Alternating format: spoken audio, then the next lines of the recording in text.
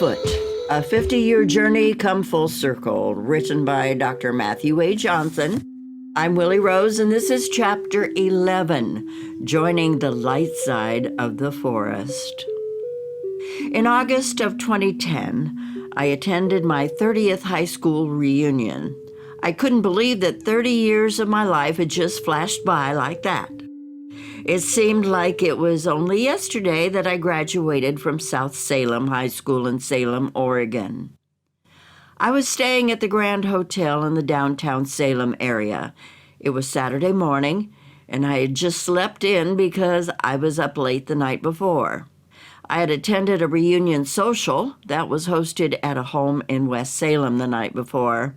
I found myself rushing to get downstairs in order to partake of the free breakfast buffet offered by the hotel for its guests. I exited the elevator and began to walk towards the breakfast area when I ran into Cynthia Kreitzberg. Apparently, she had just finished eating breakfast and was headed back up to her room. I was about to walk past her when she actually spoke up and said hello to me. My jaw just about hit the floor. I thought to myself, wow, Cynthia Kreitzberg just said hello to me. She's way out of my league. Please keep in mind that we had 525 graduating seniors in our class. Although I knew who Cynthia was in high school, I never really knew her. Our paths never crossed because we ran in different social circles during high school. As a high school kid, I perceived myself as unworthy to hang out with someone like her. On the other hand, little did I know she thought the same thing about me when we were in high school. I was an all-state and honorable mention All-American high school basketball player. All the major universities recruited me during my junior and senior years. She thought that I was way out of her league. Fortunately for me, she was brave enough to ask me the following question. Would you like some company? I was shocked, dumbfounded, and happy that Cynthia Kreitzberg would ask me if I wanted her to join me for breakfast. I responded, yes, please, I would be honored. We caught each other up to speed regarding our current life circumstances. We found ourselves in the same exact boat. We were both leaving our second failed marriages. We both had 3 children the exact same age who were very successful in school and life. The only difference was that I also had a younger child, Grady, who is a fine young smart boy with a good heart.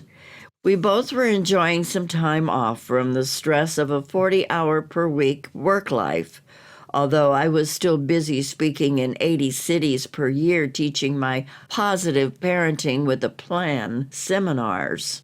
Finally, we both were mutually attracted to one another, but we obviously didn't want to say anything about it at that point in time.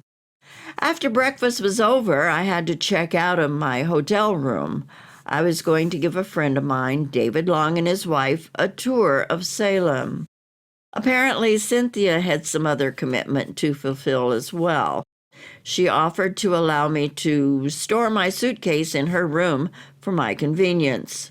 I was no dummy. I knew that her gesture was a way of saying that she wanted to see me again, so I enthusiastically agreed to her offer. However, when David called me and canceled the tour, I contacted Cynthia right away and informed her that I was free the rest of the day. We walked all over the downtown Salem area. We talked and talked and talked while we were window shopping. Eventually, we stopped at the food court at the Salem Mall to sit down and eat some lunch. By this time, I knew that there was a possibility of dating Cynthia, but I knew that I had to break the news to her. I'd rather tell her and lose her now rather than wait until later and hurt all the more because of being more deeply involved. So I took the risk and opened up and told her about my big, hairy hobby. I told her about my family's Bigfoot encounter at the Oregon Caves National Monument Park on July 1st, 2000. I shared with her about my subsequent research expeditions in Southern Oregon. I informed her that I had no intention of giving up my hobby and that it was my goal to learn who they were, where they came from, and why they are here. I expected her to roll her eyes or to kindly and graciously thank me for lunch, walk away, and never hear from her or see her again. Instead, she believed me. She was all in. I didn't know then that she was originally a Montana girl who moved to Salem with her parents. She loved the outdoors and had lots of experience in the woods. She was even kissed by a black bear while sleeping at her grandmother's cabin in Montana. The clouds opened up, the sun shone down, and the angels were singing. We spent the rest of the afternoon and early evening just talking, and talking some more. We finally went to our 30th high school reunion that night. Although it was great to see and visit with my classmates from South Salem High School, all I could think about was Cynthia. We would occasionally cross paths during the evening, but we both agreed that we wanted to spend that time catching up with everyone else since we just spent the entire day together. When our 30th high school reunion had come to an end, we eventually said our goodbyes. I gave her a kiss, and I drove away knowing that Cynthia Kreitzberg was going to eventually be my wife. The third time is a charm. Fast forward about 9 months to June of 2011. By this time, I had moved north to Puyallup, Washington, to live near Cynthia. We were spending all of our free time together. We walked, hiked, swam, and biked together. We talked about anything and everything under the sun, including the Bigfoot phenomena. I had just been invited by Toby Johnson to speak at his Sasquatch symposium just outside of Eugene, Oregon. Cynthia and I were excited to attend the conference together. It would be the beginning of our shared Bigfoot journey. As Cynthia and I were driving south from Puyallup, Washington to Eugene, Oregon area, I began to catch her up to speed regarding the different theoretical camps in Bigfootdom. I told her about the traditional researchers, which was the group I'd been a member of for the past 10 years. Then I told her about the fringe group of Bigfooters who believed in the woo-woo. For example, the alleged paranormal abilities of the Bigfoot species. I told her that they have a reputation of making it difficult for those of us who were conducting serious scientific research. I also shared that after 10 years of research, I was becoming more open-minded to explore their point of view. I encouraged her to be friendly to them, nod her head, smile, and take anything they had to share with a grain of salt. Although there could be some truth to what they were sharing, they were still the crazy, kooky people. I had not yet learned how to communicate with them, respect them, or speak their language. After I completed my presentation on Bigfoot and post-traumatic stress disorder, PTSD, I sat down in the front row and had the opportunity to listen to Tom Powell present before lunchtime. I whispered to Cynthia, "This is one of those crazy, kooky people that I was talking with you about. At least he's funny and keeps the attention of his audience." During Tom's presentation, he discussed conducting a double-blind study regarding the long-distance telepathic communication of the Bigfoot forest people. If I remember correctly, he referred to the Aborigines in Australia and the ability of their shamans to communicate telepathically via long distances. I believe Tom referred to this ability as the Coconut Express. As he spelled out the details of his experiment, I leaned forward to listen more closely. He had captured my attention. As a psychologist with 2 master's degrees and 1 doctorate degree, I understood the utilization of the scientific method as well as the double-blind studies. If this guy was a crazy kook, He was a very intelligent crazy kook. After Tom Powell completed his presentation, it was time to eat lunch. Cynthia and I enjoyed our meal as well as our discussions with the couple sitting across the table from us. When the couple finished eating their lunch, they dismissed themselves. Just when Cynthia and I were about to get up and leave the dining hall, Tom Powell sat down across the table from us. He looked into my eyes and into my soul and asked, "So, what really happened up on the mountain that day?" I couldn't figure out how he knew that I had never told the entire story to anyone during the past 10 years, including my ex-wife and children. I responded to Tom Powell by saying, "You know what, Tom? I'm going to tell you what really happened up on the mountain that day. However, before I tell you, I'm going to take Cynthia outside and tell her first.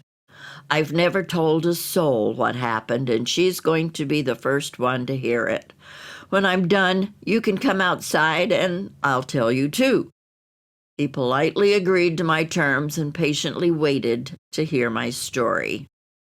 I took Cynthia outside of the dining hall and onto the very large deck and told her what I had never told another soul. I shared with her that when I was up on the mountain above the Oregon Caves National Monument Park, behind a natural blind answering my call to Mother Nature, that I didn't see the Bigfoot walk out from behind one tree and see it walk to another tree. Rather, I saw the Bigfoot appear out of nowhere and then walk to another tree. I saw a Bigfoot do what only the kooks describe. I saw it uncloak.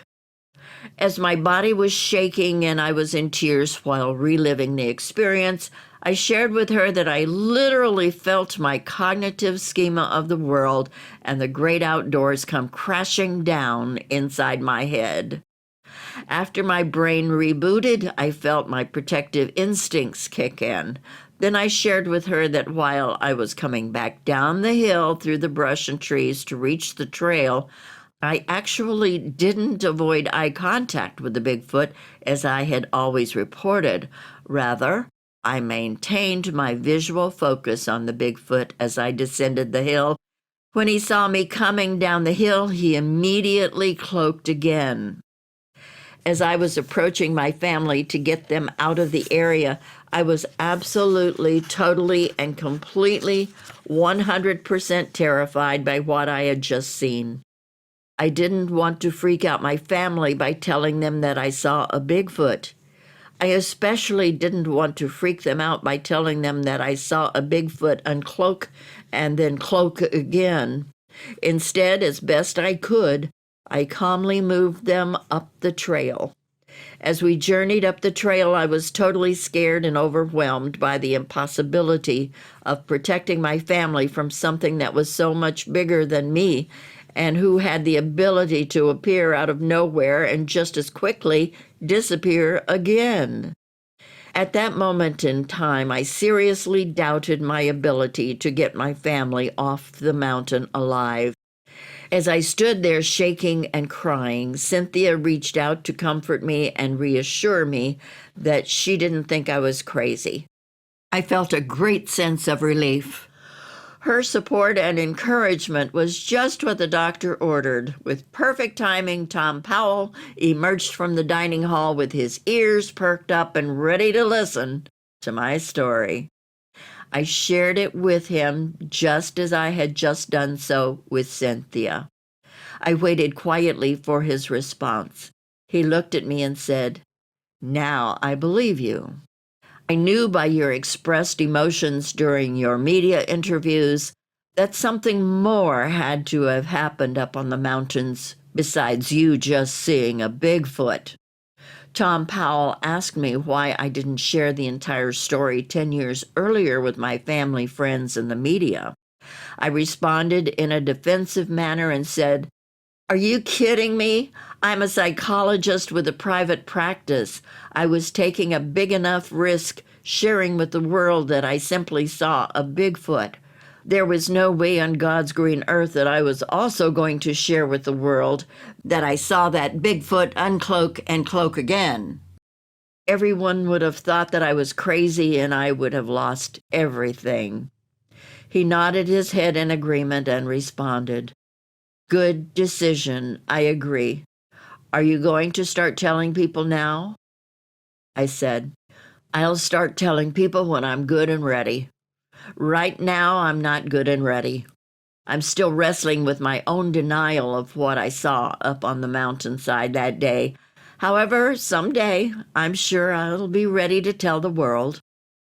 As Cynthia and I were driving back to Puyallup, Washington, I realized that I was no longer a full-fledged member of the traditional researchers group.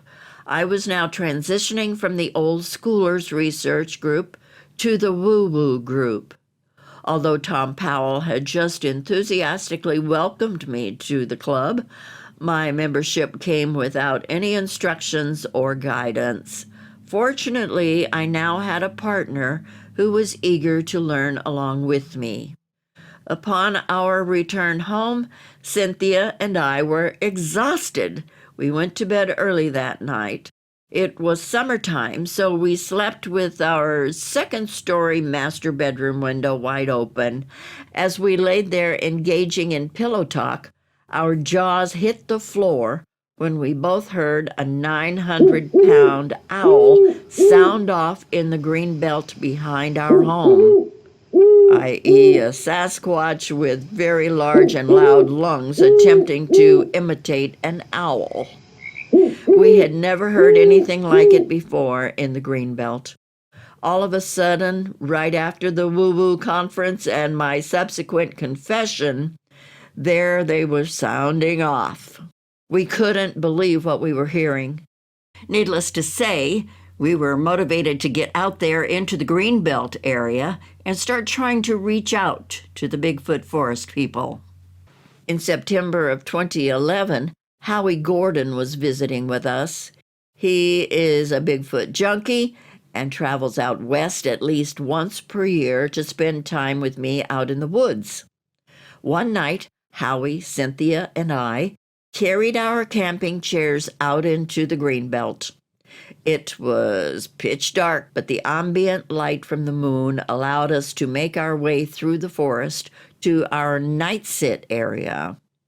We set up our camping chairs in the dark right next to each other. Yes, we were afraid to be out there in the dark. Within 30 minutes or so, we appeared to be surrounded by several Bigfoot forest people. We knew that we were surrounded because we could hear them moving around, some of them whispering to one another, and a couple of them were tossing small pebbles and pine cones at our feet. They weren't trying to hit us and hurt us. Rather, they were simply saying hello to us and getting our attention. Suddenly, to the east of our location, a very large Bigfoot forest person left us and ran down the hillside to the Orting Valley, about 900 feet below. He ran down the hill through the trees and brush in the pitch dark of night. Very impressive. When he reached the bottom of the hill, the three of us heard several dogs sound off in the neighborhood below. While we were sitting there, both Cynthia and I asked Howie to turn off his cell phone.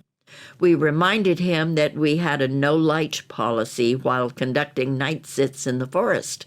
He said, "I left my cell phone at your house. What are you talking about?" Cynthia and I both pointed at his right elbow and said, "Right there by your right elbow." Howie said, "Crap, Doc! What the hell is that?" I told him not to move. The three of us watched this small ball of faint light move from his right elbow up to his right hand. Then it moved back down to his right elbow again. Finally, it moved up to his right shoulder. Howie did a great job sitting still while the orb was scanning his right arm. Afterwards, we saw the faint white orb fly from Howie's right shoulder up into the sky about 30 feet above the ground. It hovered there for about 30 seconds, and then it zipped away to the east. Talk about a mind-blowing experience. We continued to sit in the dark for another 30 minutes or so, and then I stood up in the dark and started to talk to them. I said, "Hello, my name is Matt. This is Cynthia, and this is Howie." Both Cynthia and Howie said hello to them too. Then I said in my very calm and soothing psychologist voice, "We're here to be your friends.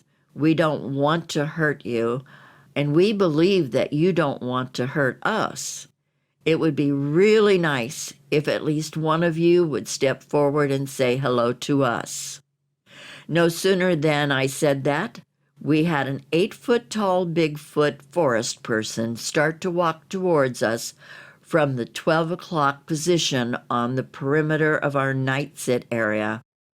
The ambient light from the moon above clearly illuminated the upright, bipedal silhouette that was walking straight toward us. It was about 50 feet away and closing. I stood up, while Cynthia and Howie remained seated in their camp chairs. Suddenly, along its way toward our location, the 8-foot-tall Bigfoot forest person cloaked. However, he continued to walk straight toward us. We could see the branches, ferns, and leaves moving as he came closer. We could hear his upright bipedal steps progressing in our direction. Howie started shouting, "Doc! Doc! It's coming right toward you! Doc!" As the Bigfoot forest person passed me on my left side, I felt him bump my left shoulder. He spun me around like I was a little kid.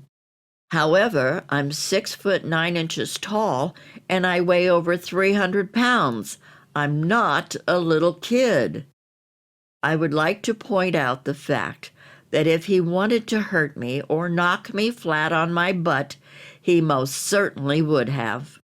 However, he exercised restraint as he bumped my left shoulder while passing me.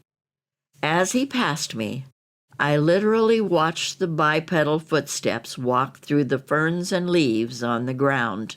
Then I saw the branches move as high as 8 feet off the ground as he stepped back into the trees and brush.